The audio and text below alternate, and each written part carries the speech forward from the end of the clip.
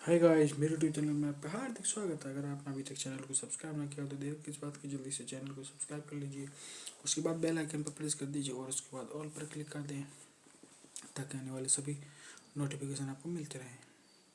क्योंकि आपको इस चैनल पर मिलने वाला है बहुत ही ज़्यादा अच्छे से finest explanation of NCERT biology, word to word, line to line. तो आइए आज हम स्टार्ट करते हैं बहुत ही ज़्यादा इंटरेस्टिंग टॉपिक जिसका नाम हुआ करता है ट्रांसक्रिप्शन। जैसा कि हम ऑलरेडी जानते हैं कि ट्रांसक्रिप्शन का मतलब होता है डीएनए से आरएनए का बनना। तो देखते हैं एनसीईआरटी क्या बोलती है ट्रांसक्रिप्शन के बारे में। तो एनसीईआरटी बोलती है the process of copying genetic information from one strand of the DNA into RNA is termed as transcription. देखो इस लाइन में इंपॉर्टेंट बात क्या आई है, from one strand of the DNA. इसका मतलब क्या है? बात यह है कि ट्रांसक्रिप्शन जो होता नहीं है वो एक स्ट्रैंड का ही होता है, ठीक है। जबकि हम देख रहे थे जब रेप्लिकेशन दिखा था वो दोनों स्ट्रैंड का चल रहा था, ठीक है। यहाँ पर एक ही स्ट्रैंड का होता है, मतलब जो डीएनए से आरएनए जो बनता है तो वो डीएनए के एक स्ट्रैंड पर काम होता है, ठीक है। Here also the principle of complementarity governs. हाँ, ये बात सही है कि प्रिंसिपल ऑफ कम्प्लीमेंटारिटी यहाँ भी चलता है, ठीक है। कम्प्लीमेंटारिटी के हिसाब से ही बेस पेयरिंग करते हैं आपस में, ठीक है। ठीक, अब चूंकि यहाँ एडेनिन, चूंकि यहाँ डीएनए से आरएनए बन रहा है, मतलब क्या बन रहा है? आरएनए। तब आरएनए में थाइमिन तो होता नहीं है, तो आरएनए में थाइमिन की जगह यूरेसिल होता है। तो यहाँ पर एडेनिन किससे पेयरिंग करेगा? यूरेसिल से, ठीक। बाकी सब सही हो, वैसे ही होगा, साइटोसिन ग्वानोसिन से करेगा। वैसे ही दूसरे स्ट्रैंड का मतलब कहने का मतलब वही है कि थाइमिन की जगह यहाँ यूरेसिल आने वाला है। बाकी कम्प्लीमेंटरिटी का बेस पर वैसे गवर्नेंस होगा। Governance the process of transcription except the, वही देखो लिख दिया। एडेनोसिन कम्प्लीमेंट्स करता है, नाउ फॉर्म्स बनाता है base pair with uracil instead of thymine. मतलब अब वो थाइमिन की बजाय किसके साथ बनाता है? बेस पेयर थाइमिन की बजाय यूरेसिल के साथ, ठीक है। However unlike in the process of replication, ठीक है। जबकि जो होता है रेप्लिकेशन प्रोसेस के अनलाइक ही कम क्या होता है, विच वन सेट इन कि the total DNA of an organism gets duplicated. कि जो डुप्लीकेशन रेप्लिकेशन होता है उसमें पूरे डीएनए का होता है, मतलब उसमें दोनों स्ट्रैंड का होता है। जबकि इन ट्रांसक्रिप्शन में क्या होता है? Only A segment of DNA and only one of the strand is copied into RNA. कहने का मतलब पहली बात तो पूरे डीएनए का नहीं होता है, पूरा डीएनए कन्वर्ट नहीं होता आरएनए में। डीएनए का कुछ हिस्सा होता है, उसमें से उस हिस्से में से केवल एक स्ट्रैंड का होता है। मतलब पूरे डीएनए आरएनए नहीं बदलता, डीएनए का थोड़ा टुकड़ा बदलता है और उस टुकड़े में से भी एक तरफ का हिस्सा, मतलब एक स्ट्रैंड बदलता है। ये कहना चाह रहे हैं। जैसे आपको अगर पेज पे दिखाएं तो जैसे इस तरीके से ये है, ठीक है, इस तरीके से ये है। तो जैसे डीएनए से डीएनए बन रहा था तो पूरे के पूरे डीएनए का बन रहा था और दोनों स्ट्रैंड का बन रहा था, ठीक है। भले ही अलग अलग स्ट्रैंड का बन रहा था लेकिन दोनों स्ट्रैंड का बन रहा था। यहाँ क्या, यहाँ पूरा डीएनए आरएनए में कन्वर्ट नहीं हुआ, मतलब ट्रांसक्रिप्शन पूरे डीएनए का नहीं होता है, इसके कुछ टुकड़े का होगा, मान लो इतने पार्ट का होगा, और उसमें से भी इस पार्ट के भी पूरे का नहीं होगा, इस पार्ट में भी एक स्ट्रैंड का होगा, मतलब मान लो इतने पार्ट का होगा, बस इतने पार्ट में से भी एक स्ट्रैंड का, ठीक है। ये होता है, ये कहना चाह रहा है, सिंपल सी बात है। Only segment and one of the strand is copied into RNA. This necessitates defining the boundaries. अब इस प्रकार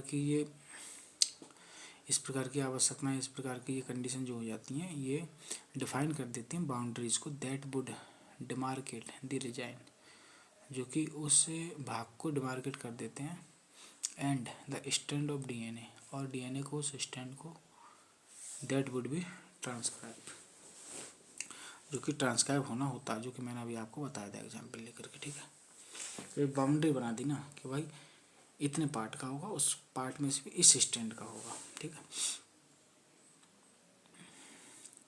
ठीक है, फिक्स कर दिया जाता है। अब क्वेश्चन उठता है, जैसे आपके दिमाग में भी उठता होगा कि भाई why both the strand are not copied, दोनों स्टैंड क्यों कॉपी नहीं होते, ऐसी कौन सी कोई वजह है? ड्यूरिंग ट्रांसक्रिप्शन के समय भाई ऐसी कौन सी बात हो जाती है कि दोनों स्टैंड का कॉपी नहीं किया जाता, दोनों स्टैंड अपने जीरोक्स क्यों नहीं बनाते? हैज़ दी सिंपल आंसर, और उसका सिंपल आंसर जो है वो भी एनसीईआरटी बताने जा रही है। उससे पहले हम थोड़ा ये पॉइंट देख लें। ऊपर की लाइन में मैंने ये पॉइंट लिखा है, देखो यहाँ पर एनसीईआरटी ने इस हिसाब से लिखा है कि प्रिंसिपल ऑफ कम्प्लीमेंटारिटी भी गवर्न होता है ट्रांसक्रिप्शन में, लेकिन govern the process of transcription except the adenosine complements now forms base pair with uracil instead of thymine। ठीक है, अब यहाँ इन्होंने क्या किया है, यहाँ इन्होंने एडेनोसिन ले लिया है, एडेनोसिन। ठीक है, जैसे एक तो ये ऐसे बोल सकते हैं कि एडेनिन जो है थायमिन के साथ बेस पेयरिंग ना करके यूरेसिल के साथ करता है, ये हमारे समझ में आता भी है, लेकिन ये एडेनोसिन लिख दिया, ये क्या गलत है? गलत ये भी नहीं है, जैसे एनसीईआरटी कहती है। एडेनोसिन कह दिया, ये क्या है? ये न्यूक्लियोसाइड बना दिया, बस इतना है कि इसमें बेस पेयर जो है शुगर से जुड़ा हुआ है, तो सिंपल सी बात है, शुगर से तो वैसे भी जुड़ा हुआ होगा, बस बोलने में उसने गलती कर दी है, मतलब गलती नहीं करती, कहने का मतलब थोड़ा तरीका बदल दिया है, एडेनिन ना कह करके, मतलब कह सकते हैं कि यहाँ एडेनिन भी कह सकते थे, कोई बात नहीं। ठीक है, लेकिन एडेनोसिन एनसीईआरटी कह नहीं रही है, तो आप एडेनोसिन ही को प्रायोरिटी देना, बात ख़त्म। ठीक है, रटने की कोई ज़रूरत नहीं है, सिंपल सी बात है कि एडेनोसिन कि ऑलरेडी वो वही पेंटेज शुगर से तो जुड़ी हुई होगा ही नहीं, क्योंकि शुगर और फास्फेट की बैकबोन बनी हुई होती है, तो शुगर से तो जुड़ा हुआ होगा ही होगा, लेकिन लिंकअप किसके थ्रू होगा? बेस के थ्रू होगा। ठीक है, एडेनोसिन में जो एडेनिन होगा वो जुड़ेगा जा करके दो हाइड्रोजन बॉन्ड के द्वारा, किसके साथ? थायमिन के साथ नहीं जुड़ेगा, यहाँ किसके साथ जुड़ेगा? यूरेसिल के साथ, क्योंकि आरएनए बनने जा रहा है, आरएनए में थोड़ी थायमिन होता है, थायमिन तो डीएनए में होता है ना। ठीक, अब आ जाते हैं वापस पॉइंट में। तो हम कह रहे थे कि एनसीईआरटी ये क्वेश्चन पूछती है पहले कि मतलब ये क्वेश्चन इस तरीके से पूछती है इसलिए जिससे कि पढ़ने के प्रति जिज्ञासा जागे अंदर कि आखिर क्यों ऐसा हो रहा है, तो हम उसको समझने का ईगरनेस जाने, क्यूरियोसिटी जब हमारे अंदर आएगी तो हम उस चीज़ को अच्छे से समझेंगे। ठीक है, बस यही है एनसीईआरटी का मकसद। ठीक है, तो जो है कह रहा है भाई बोथ द स्टैंड की दोनों ही स्टैंड क्यों नहीं कॉपी होते during transcription, has the simple answer. उसका सिंपल आंसर ये है कि फर्स्ट, जैसे जो पढ़ने वाले बच्चे होते हैं उनके दिमाग में भी ये क्वेश्चन उठता है कि भाई ऐसा क्यों हो रहा है आखिर, कि रेप्लिकेशन के तो दोनों स्टैंड का कॉपी हो जा रहा है, जीरोक्स बन जा रहा है, और ट्रांसक्रिप्शन में पहली बात तो पूरे डीएनए का ही नहीं हो रहा है ट्रांसक्रिप्शन, उसमें भी कुछ भाग का हो रहा है, उसमें से भी एक स्टैंड का हो रहा है, तो क्वेश्चन ये होता है दोनों स्टैंड का क्यों नहीं हो रहा है। तो इसका सिंपल आंसर ये है, एनसीईआरटी कहती है कि फर्स्ट की पहली बात तो ये है कि both strand act as template, कि यदि दोनों के दोनों स्टैंड टेम्पलेट की तरह अगर काम करने लगते तो they would code for RNA, तो वो एक ऐसे आरएनए मॉलिक्यूल को बना करके तैयार करते विद डिफरेंट सीक्वेंस, जिसके सीक्वेंस कैसे होते? डिफरेंट होते, और सिंपल सी बात है डिफरेंट सीक्वेंस होते ही क्यों? चूँकि याद रखिए, रिमेंबर, क्योंकि कम्प्लीमेंटारिटी का मतलब डज नॉट मीन आइडेंटिकल, क्योंकि कम्प्लीमेंटारिटी का मतलब कोई आइडेंटिकल नहीं होता है। ठीक है, पहली बात तो ये है। देखो इतनी भी लाइन आपको समझानी है तो मैं समझा देता हूँ। देखो भी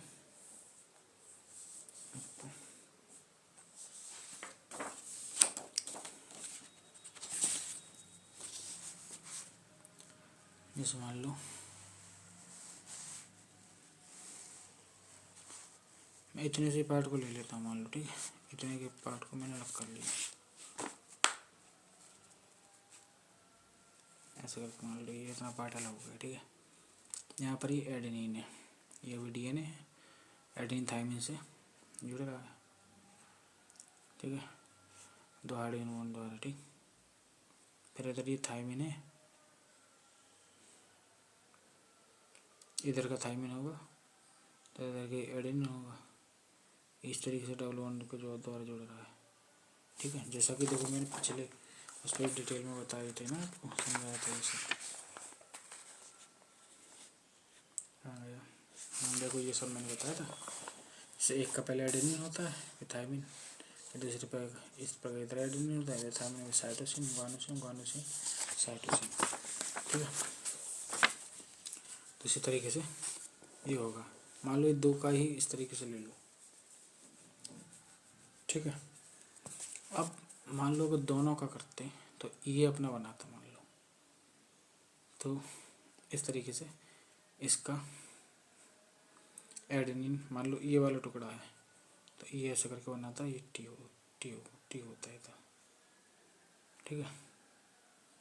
और ये इस तरीके से बनता, तो ए का क्या बनता, ए के साथ क्या आता है यहाँ पे, तो के साथ यहाँ पर आता यू,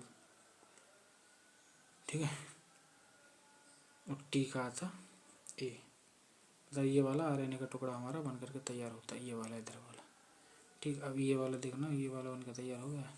अब ये वाला बनाया इधर वाले टुकड़े हैं इसने, अब देखो इधर वाला टुकड़ा क्या बनाएगा, ये अगर बनाएगा तो क्या बनाएगा देखना, ये वाला तो इधर है ही है, ऐसे करके टी, और ए इधर ये बनाएगा तो ए बनाएगा, और इधर ये बनाएगा यू बनाएगा, ठीक है। तो कुल मिला के हमारा जो आरएनए वाला टुकड़ा बना है वो ये बन करके तैयार हुआ, एक ये है और एक ये है, इस हिसाब से, ठीक है। अब देखो वो क्या कह रहा है, अगर दोनों स्टैंड टेम्पलेट की तरह काम करते तो एक ऐसे आरएनए मॉलिक्यूल को बनाते इसके डिफरेंट सीक्वेंस होते हैं। देखो भाई मैंने केवल अभी दो न्यूक्लियोटाइड को लेकर बनाया, तब भी देखो डिफरेंट बनने लगा, पूरा तो डिफरेंट हो ही जाएगा। फिर देखो एक आरएनए मॉलिक्यूल हमारे ये बनकर स्टार्टिंग होती है, तो देखो स्टार्टिंग में देख लो इसकी स्टार्टिंग कैसे हुई है, यू और ए, इसमें पहले यूरेसिल है फिर एडेनिन है, ठीक है। और दूसरा आरएनए स्टैंड जो बना है ये वाला, इसमें पहले एडेनिन है, ठीक है, फिर यूरेसिल है, हो गया डिफरेंट। तो पूरा चैन बनेंगे तब तो डिफरेंट हो ही जाएंगे। तो देखो पहली बात एनसीईआरटी की मैंने प्रूफ कर दी, यदि दोनों स्टैंड टेम्पलेट की तरह काम करेंगे तो पहली बात तो आरएनए मॉलिक्यूल बनेंगे बट डिफरेंट सीक्वेंस डिफरेंट थे। देखो अभी तो मैंने केवल दो ही बना के दिखाए थे, आगे तो और डिफरेंट होंगे, ठीक है। क्योंकि कंप्लीमेंटरिटी का मतलब आइडेंटिकल नहीं होता भाई, अगर आइडेंटिकल होता हाँ तब सेम टाइप के बनते हैं, आइडेंटिकल नहीं होता उसका मतलब होता है कंप्लीमेंटरिटी का मतलब कोई आइडेंटिकल थोड़ी होता है। एंड इन टर्न, और उसके बाद ये भी बात है कि if they code for protein, और अब अगर ऐसे बने हुए आरएनए प्रोटीन को बनाएंगे, क्योंकि आरएनए के बाद प्रोटीन का ही सीक्वेंस आता है, डीएनए से आरएनए बनता है, आरएनए से प्रोटीन। अब ऐसे बने हुए अगर आरएनए जो है प्रोटीन बनाएंगे तो this sequence of amino acids in the proteins would be different. तो सिंपल सी बात है, तो ऐसे अब आरएनए डिफरेंट टाइप के हैं तो डिफरेंट टाइप के प्रोटीन बनाएंगे, सिंपल सी बात है, ठीक है। ऐसे मान के चलो कि एक तरीके की इन्फॉर्मेशन ही तो होती है, किसी न किसी फॉर्म में होती है, कोडिंग डिकोडिंग में, ठीक है। तो ये इन्फॉर्मेशन ही तो होती है एक तरीके से।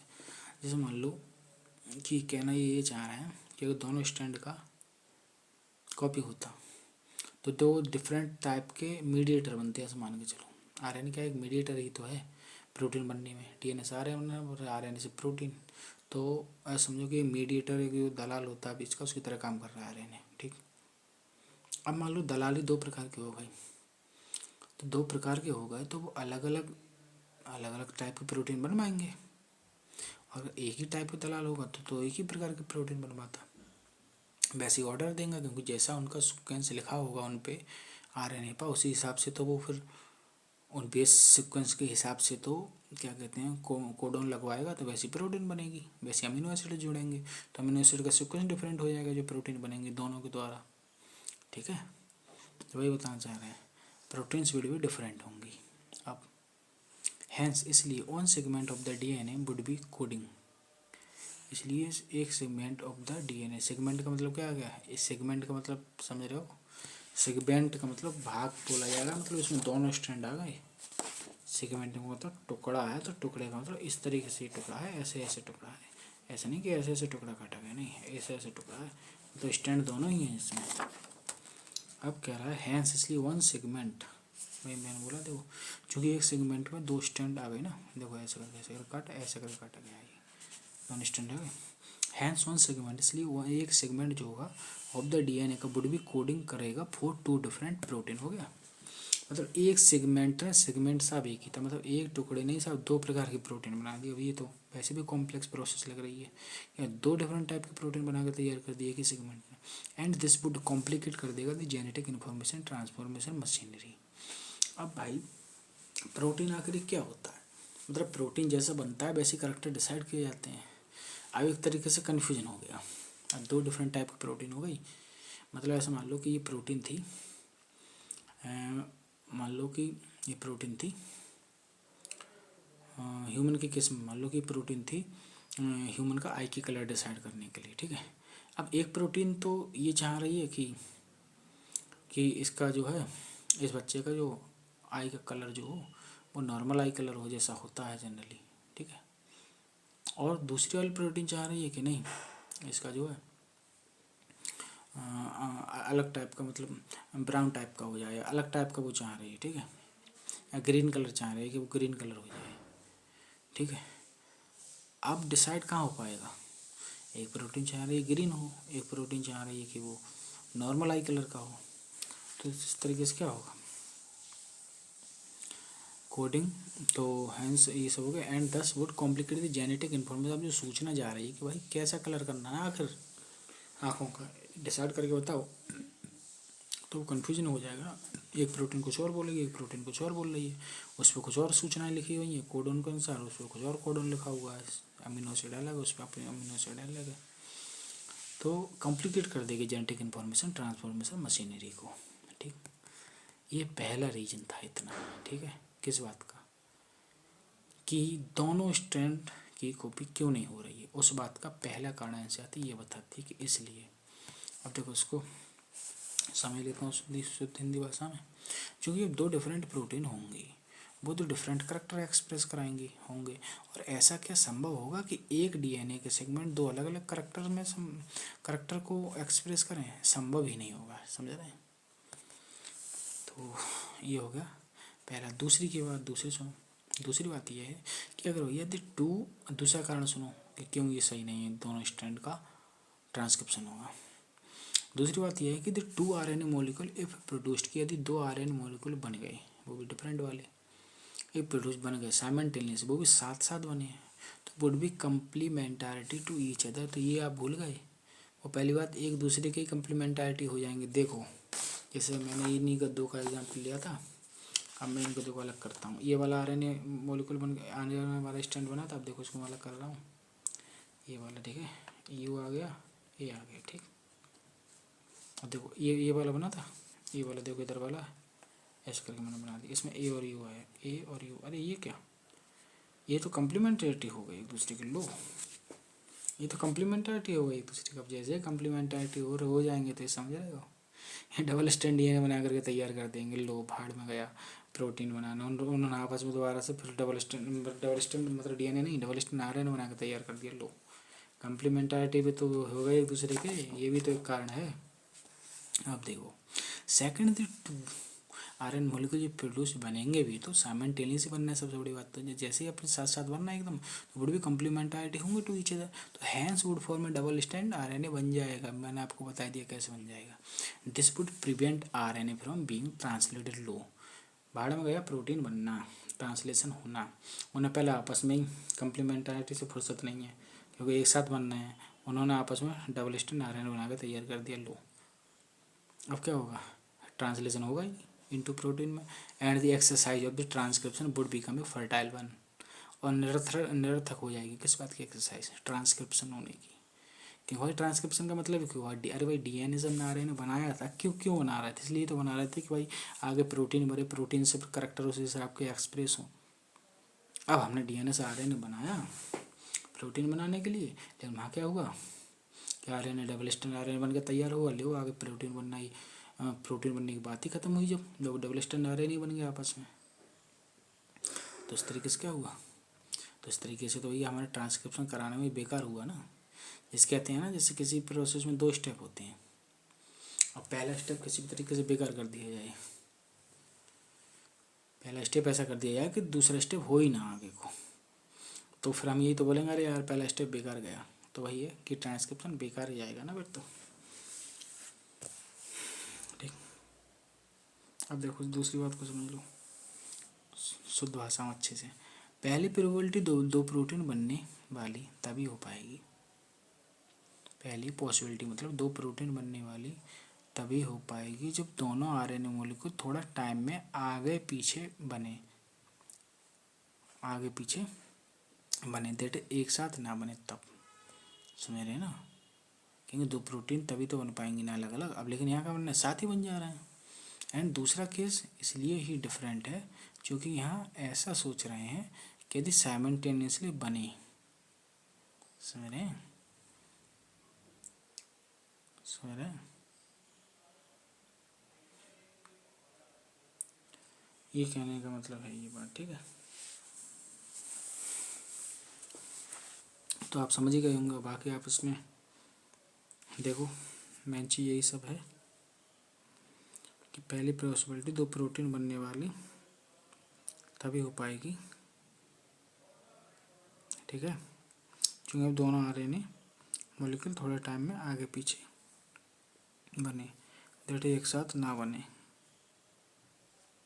ठीक है,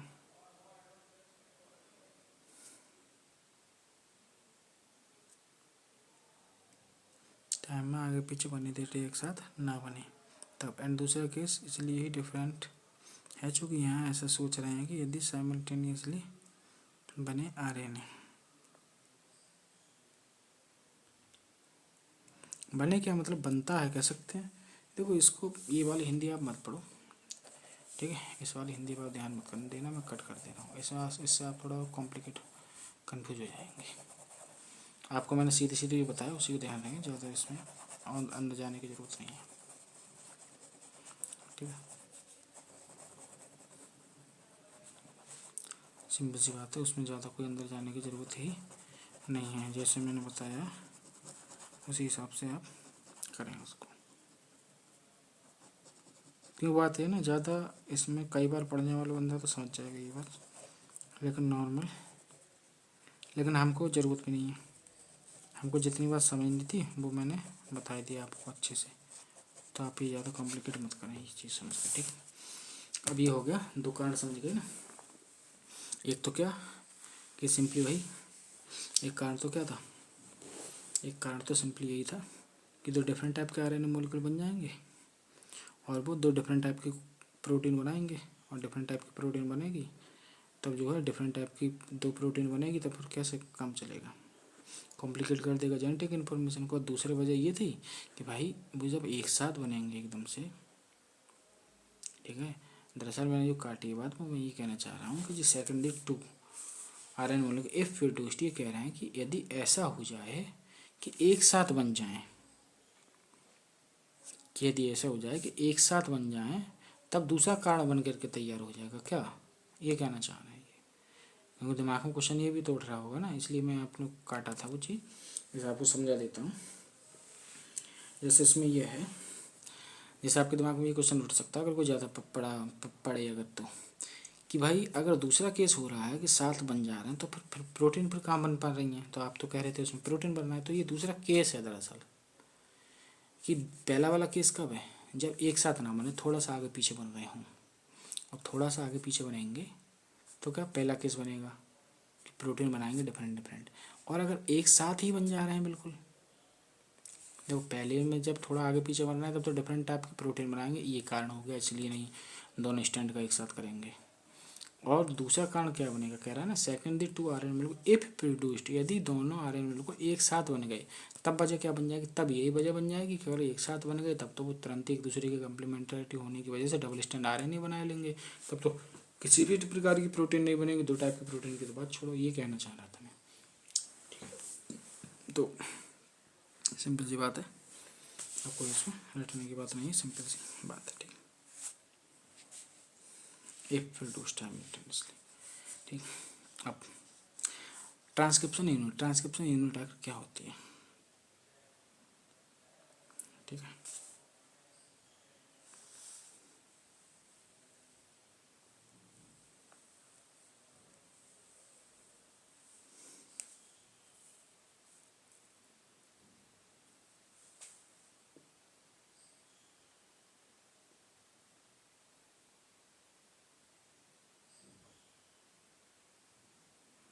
ये बस याद करने का वही तरीका जो मैंने बताया था, जाली टाइप मतलब वही 2 नंबर के काम, कि पिछले वाले में अगर लेक्चर में जाएं कि जो 3 to 5 प्राइम वाला टेम्परेरी स्टैंड था उस पर जाली पर बैठकर का मतलब उसके रेस्पेक्ट में उसकी बिल्डिंग पर बैठकर अगर बगल की दीवार बनाई जाती है तो कंटिन्यूस बनती है। वैसे इसको भी कट कर दें क्योंकि जाली टाइप कोई मतलब नहीं, वो मैंने आपको बता दिया 2 नंबर का काम के हिसाब से मैंने, वो 2 ये ट्रिक हैं सब, वो ट्रिक ज़्यादा मतलब वो ट्रिक बेटर है इससे, ये जाली वाली आप भूल जाएँ, ठीक है। वो मैंने तरीका बता दिया था, 3-5 काम मतलब 2 नंबर का काम अगर करवाते हैं उसके 2 नंबर के काम के रेस्पेक्ट में अगर कोई काम कराया जाता है उसके सहारे लेकर के 2 नंबर का सहारा लेकर के तो काम कंटिन्यूस होता है, लगातार होता है। तो वही वो तरीका याद हो गया, मतलब तरीका याद रखने का तरीका कि 3 to 5 वाले पेरेंटल स्टैंड जैसे ये वाला, इससे इसके द्वारा जो नया बनेगा वो कंटिन्यूस वाला सिंथेसिस होगी, ठीक है, सिंपल सी बात। अब आगे आ जाते हैं ट्रांसक्रिप्शन यूनिट। आखिर ट्रांसक्रिप्शन यूनिट क्या होती है,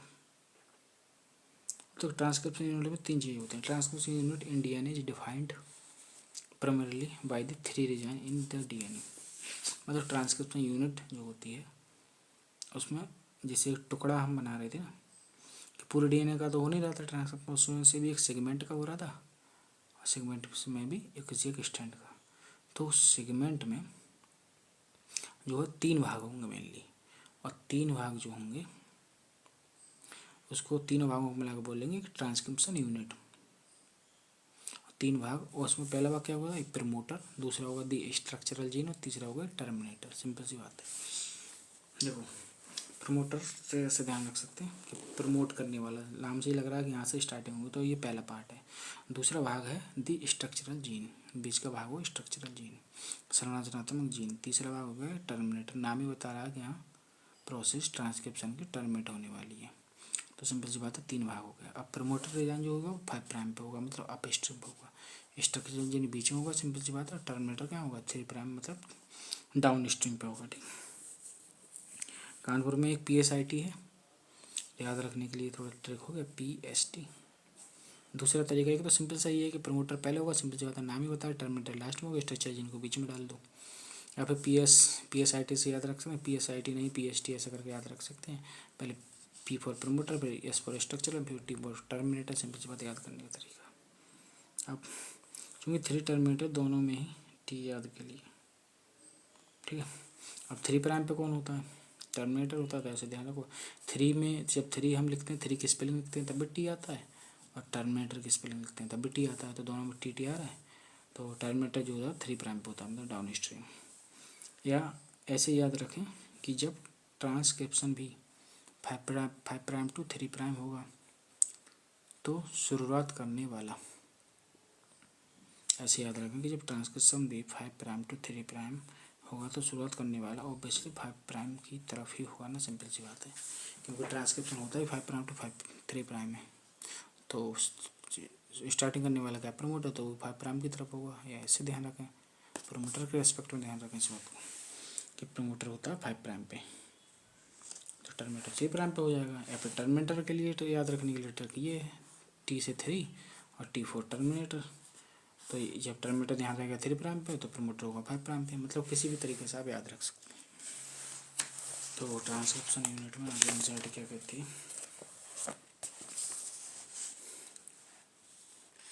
देयर इज कन्वेंशन, ये कह रहे हैं कि एक ऐसा रिवाज है कि डिफाइनिंग करना the two strands of DNA, DNA के दो स्ट्रैंड को डिफाइन करना in the structural gene of A transcription unit.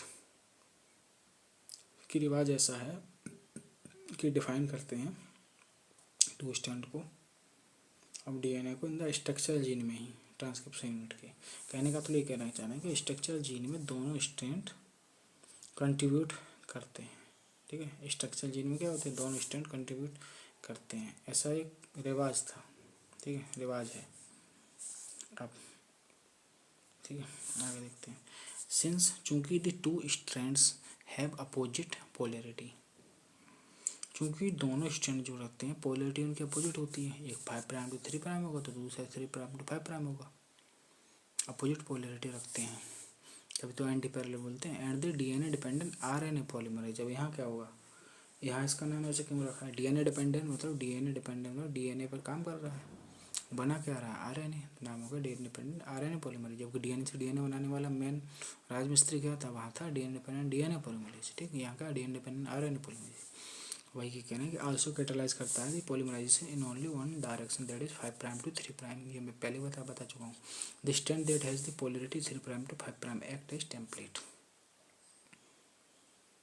अभी कह रहे हैं कि वो स्ट्रैंड जिसकी पोलैरिटी 3 प्राइम टू 5 प्राइम होती है वो करता है टेम्पलेट की तरह काम। ये याद रखने वाली बात है। And is also refer to template strand, और उसको टेम्पलेट स्ट्रैंड बोलते हैं। मतलब इससे ही आरएनए बनने वाला है।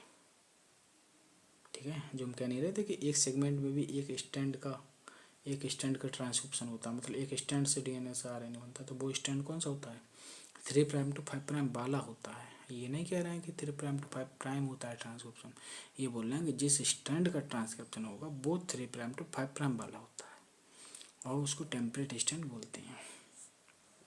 अब देखो, चूंकि ट्रांसक्रिप्शन तो कंटिन्यूअस ही होता है, सो 3 प्राइम टू 5 प्राइम पर राज बैठेगा तभी 5 प्राइम टू 3 प्राइम कंटिन्यूस कर पाएगा। ठीक, ऐसे भी याद रख सकते हैं। दूसरी बात, आगे चलते हैं। 3 प्राइम टू 5 प्राइम है, उस पर काम कर रहे हैं। ठीक है, एंड इज ऑल्सो ये सब होगा the other strand which has the polarity, दूसरा स्ट्रैंड जो कि पोलैरिटी रखता है 5 प्राइम टू 3 प्राइम वाली, and the sequence same as RNA, और सीक्वेंस सेम होता है RNA except thymine at the place of the uracil. क्योंकि भाई ये स्ट्रैंड है किसका, ये तो स्ट्रैंड तो डीएनए का है ना, तो वहाँ पे थायमीन होगा यूरेसिल की बजाय, क्योंकि अभी बन थोड़ी गया। Is displaced during transcription, is displace हो जाता है ड्यूरिंग ट्रांसक्रिप्शन के दौरान। ठीक है,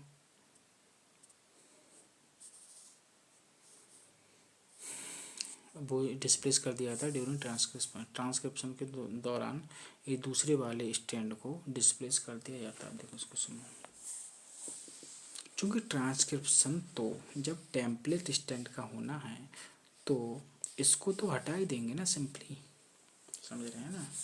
डिस्प्लेस का मतलब क्या कह रहे हैं ये, कि भाई डीएनए सेगमेंट के जिस स्ट्रैंड का ट्रांसक्रिप्शन होना है वो होगा 3 प्राइम टू 5 प्राइम वाला, उसके अलावा जो हुआ 5 प्राइम टू 3 प्राइम वाला, उसको जब ट्रांसक्रिप्शन हो रहा होता है तो उसका कोई काम नहीं है, तो उसको डिस्प्लेस कर दिया जाता है, हटा दिया जाता है, मतलब कोडिंग स्ट्रैंड वाले को हटा दिया जाता है। ये बहुत इंपॉर्टेंट बात है, जिसका कोड हो रहा है उसको कोडिंग स्ट्रैंड नहीं बोल रहे हैं, मतलब कोड किसका हो रहा है, टेम्पलेट स्ट्रैंड का, उसी से तो बना रहे हैं। ठीक है, उसी का तो बना रहे हैं डीएनए से आरएनए, लेकिन उसको कोडिंग स्ट्रैंड नहीं बोलते हैं। कोडिंग स्ट्रैंड किसको बोलते हैं, जिसका नहीं हो रहा है, जो दूसरा वाला है, जिसको डिस्प्लेस कर दिया जाता है, उसको हटा दिया जाता है। ठीक है, उसको हटा दिया जाता है। स्ट्रेंजली, भाई देखो बोलने जा रहे हैं जो मैंने अभी बात बोली, स्ट्रेंजली। आश्चर्य करने वाली बात तो ये है कि this strand which does not code for anything, कि ये स्टैंड जो कि किसी को कोड नहीं करता है is refer to as coding strand. इसको बोलते हैं कोडिंग स्टैंड। कौन से वाले को? जिसका ट्रांसक्रिप्शन नहीं हो रहा है 5 प्राइम टू 3 प्राइम वाले को, उसको निकाल करके अलग किया। All the reference point while defining A transcription unit. ये कह रहा है सभी के सभी रेफरेंस पॉइंट अगर ट्रांसक्रिप्शन यूनिट को डिफाइन करते हुए सभी के सभी रेफरेंस पॉइंट कहाँ से लिए जाते हैं? Is made with the coding stand. वो कोडिंग स्टैंड के हिसाब से लेते हैं, समझ रहे हो? तभी तो बोल रहे थे कि प्रमोटर 5 प्राइम टू 3 प्राइम होता है, क्योंकि अगर टेम्पलेट स्टैंड के हिसाब से लेते तो टेम्पलेट स्टैंड तो 3 प्राइम टू 5 प्राइम है ना, तो उसके हिसाब से तो प्रमोटर 3 प्राइम पे होना चाहिए था। जैसा कि अभी हम फिगर देखेंगे समझ में आ जाएगी ये बात। तो स्पेशल बात ये है रेफरेंस पॉइंट कोडिंग के हिसाब से लेते हैं, कोडिंग स्टैंड के हिसाब से, मतलब 5 प्राइम टू 3 प्राइम के हिसाब से। लेकिन ट्रांसक्रिप्शन होता किसका? वो कोडिंग स्टैंड का नहीं होता, वो टेम्पलेट स्टैंड का होता है, मतलब 3 प्राइम टू 5 प्राइम वाले का होता है। ठीक। To explain the point a hypothetical sequence from a transcription unit. ये कह रहे हैं इस पॉइंट को समझने के लिए एक हाइपोथेटिकल हमने सीक्वेंस ले लिया, ट्रांसक्रिप्शन यूनिट से उठा लिया। ट्रांसक्रिप्शन यूनिट मतलब डीएनए के जिस सेगमेंट में भी जिस स्टैंड का ट्रांसक्रिप्शन होना है, ठीक है, या कह सकते हैं सेगमेंट कह सकते हैं पहले, तो उसका सेगमेंट को उठा लिया, वो दिखाया जा रहा है हाइपोथेटिकल सीक्वेंस इज रिप्रेजेंटेड में लोगों नीचे दिखाया जा रहा है। देखो जैसे पहला वाला 3 प्राइम टू 5 प्राइम, ये क्या है? टेम्पलेट स्टैंड है, मतलब इसका ही ट्रांसक्रिप्शन होना है दरअसल 3 प्राइम टू 5 प्राइम वाले का। दूसरा क्या है? 5 प्राइम टू 3 प्राइम, इसको कोडिंग स्टैंड बोल रहे हैं, इसका नहीं होना है। लेकिन नाम जो हैं जो ट्रांसक्रिप्शन यूनिट में 3 भाग थे, प्रमोटर, स्ट्रक्चरल जीन और टर्मिनेटर, तो उनको किस हिसाब से रखा जा रहा है? तो रेफरेंस पॉइंट इसी हिसाब से लिए गए कोडिंग के हिसाब से, जबकि ट्रांसक्रिप्शन हो रहा है टेम्पलेट स्टैंड का। ऐसे ध्यान रखें, T4 टेम्पलेट, T4 ट्रांसक्रिप्शन। तो ट्रांसक्रिप्शन किसका हो रहा है? टेम्पलेट स्टैंड का हो रहा है। T4 टेम्पलेट, T4 ट्रांसक्रिप्शन, याद करने के लिए। ठीक। दूसरी बात ये भी ध्यान रखें, T4 टेम्पलेट है और T4 3 है। T4 3 है तो टेम्पलेट स्टैंड क्या होता है? 3 प्राइम टू 5 प्राइम होता है टेम्पलेट स्टैंड।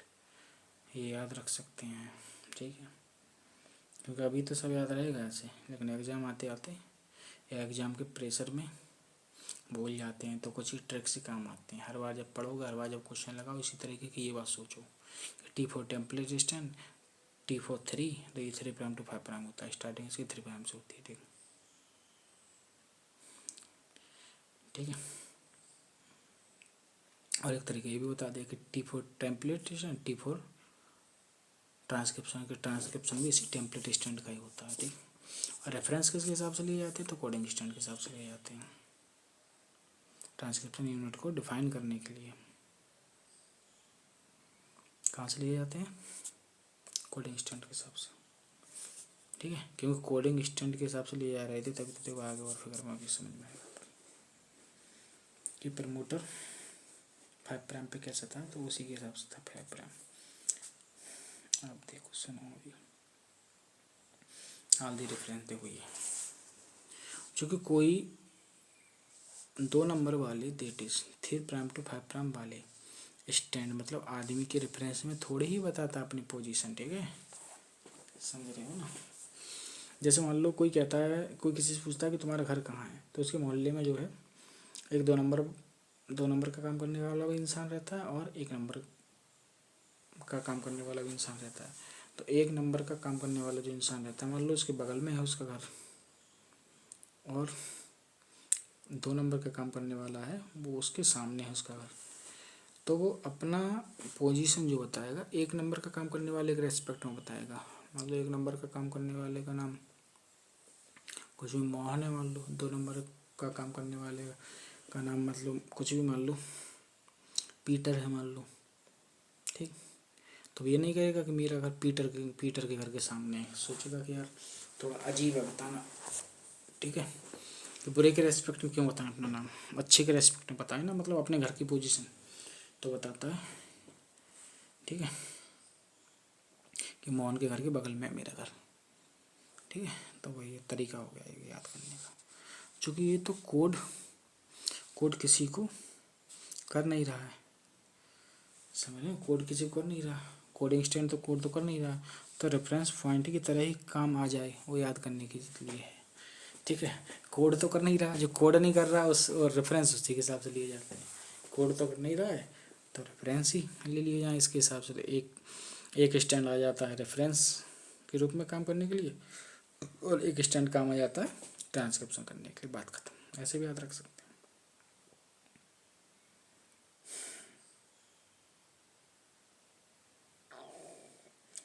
आप देखो, इसमें कोई रटने की जरूरत नहीं है।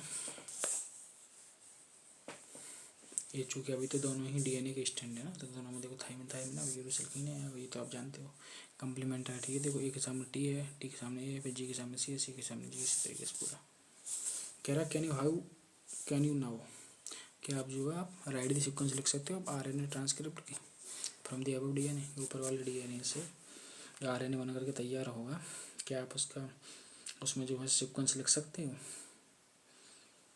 न्यूक्लियोटाइड का। तो उसमें कौन सी कोई बड़ी बात है, समझने वाली बात यह है, टेम्पलेट स्टैंड का ट्रांसक्रिप्शन होगा, तो इस वाले स्टैंड से हमें कोई मतलब नहीं, हम ऊपर वाले से मतलब इसके अनुसार लिखेंगे हम, क्योंकि इसका ही तो ट्रांसक्रिप्शन होगा। तो कहना चाह रहे हैं कि अगर इस स्टैंड का ट्रांसक्रिप्शन हो तो जो बनने वाला आरएनए स्टैंड होगा उसमें सीक्वेंस लिख सकते हो, तो बिल्कुल लिख सकते हैं। देखो थोड़ा सा मैं लिख के दिखा देता हूँ, बाकी आप बता देना। जो समझ लो 3' to 5' ये है टेम्पलेट वाला, ठीक है। इसमें जो है ए है, टी है, जी है, सी है, ए टी जी सी ए।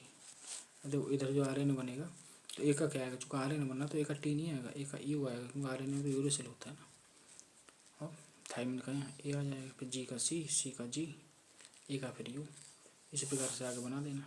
तो ये जो बन करके तैयार हो जाएगा, ये जो इस तरीके से पूरा बन करके तैयार हो जाएगा, ये क्या हो जाएगा, आरएनए का सीक्वेंस हो जाएगा। जो एनसीईआरटी पूछ रही है उसका आंसर हो जाएगा।